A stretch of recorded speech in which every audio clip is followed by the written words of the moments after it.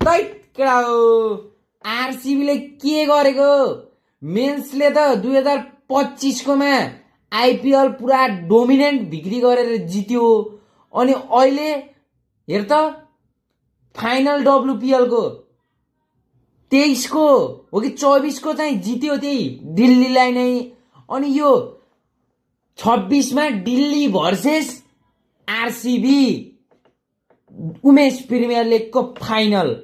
Delhi capital 4 चोटि लगातार final खेल्दैछ अनि आरसीबी 2024 को फाइनल जितेको यही दिल्लीलाई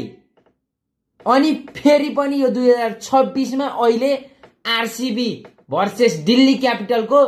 फाइनल डब्लुपिएल को फाइनल हुँदैछ